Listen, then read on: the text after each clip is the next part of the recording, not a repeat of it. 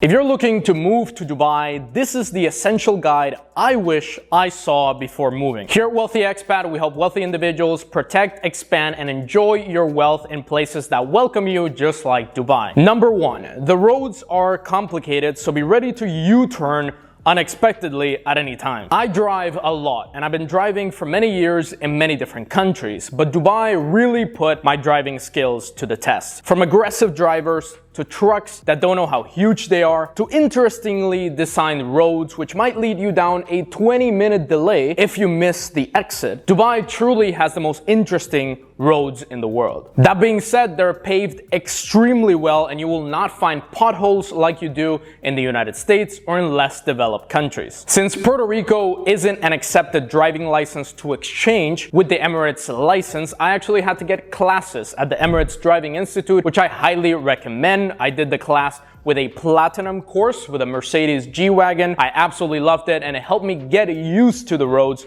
in Dubai. If you're coming from the main countries that will help clients move from, like the US, like Canada, European countries, as well as Asian countries, it's quite easy to exchange your driving license for the Emirates driving license. All you need to do is to go to an RTA, Road and Transport Authority office, show your driving license, show your Emirates ID, and then you can exchange it very easily and you're free to drive on the roads as a resident. If you're renting a car in Dubai, make sure to check the car clearly first and make a video of the car, because many companies try to trick you into paying more because you damaged the car, even though the damage was already there when you originally rented the car. Number two, the lack of nature does get to you at some point and you will realize that you live in the desert. That's why I travel outside of Dubai. In the winter, Dubai is absolutely amazing. Everybody else is freezing in Europe, in the United States, in Canada, while you're enjoying the 25, 30-degree weather at the beach, going out, walking without a jacket. It's absolutely magnificent. But you can also combine Dubai with other countries that have a lot of nature. I travel to places like Switzerland, Portugal, Indonesia, Bali,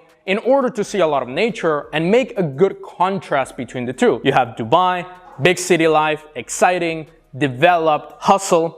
And then you have the places that have a lot of nature that you can enjoy if you're a nature lover. Just know that if you love nature, you will crave a break from Dubai at some point, but thankfully Dubai is a travel hub, so you can be pretty much everywhere in the span of 4 to 8 hours with specifically Emirates Airline. Dubai does plan to change this though with their 2040 plan, in which they wish to create a sustainable city where nature combines with the city in order to create a perfect living environment. Let's see what the Emiratis are capable of doing. Number three, it's hot. Really hot in summer specifically. From June to September, it's usually very hot with high humidity, making you sweat all of the time and wishing for that sweet air conditioner. Most of my clients go to the US, to Europe, to Australia, to other countries around the world to escape the harsh temperatures of the summer, and it's quite a good mix. For example, if you live in Dubai during the winter and then you go to countries in Europe during the summer, you're essentially living the best life in terms of weather. You're enjoying the best of one continent while also enjoying the best of Dubai in winter. The summer in Dubai is not unlivable. You can endure it.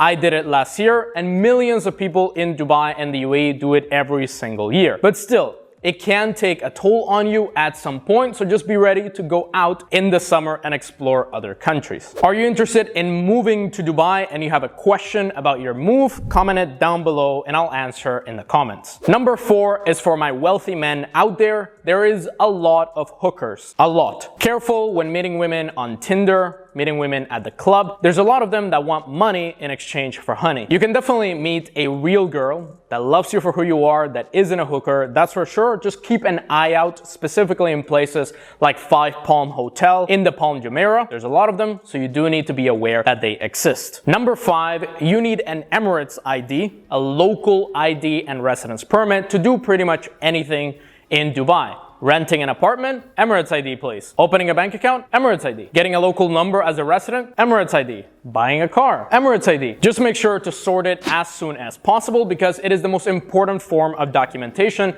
that you will have in Dubai and the UAE as a whole. Dubai is an amazing city to live where I've chosen to have my company, my bank accounts, and my center of life. You'll love it as well. Just keep these things in mind. If you want to move to Dubai, get a residence permit, get your Emirates ID, make sure to watch this video right here on the step-by-step process to moving to Dubai, setting up in Dubai, getting an Emirates ID. I explain absolutely everything step by step from a client of mine right here.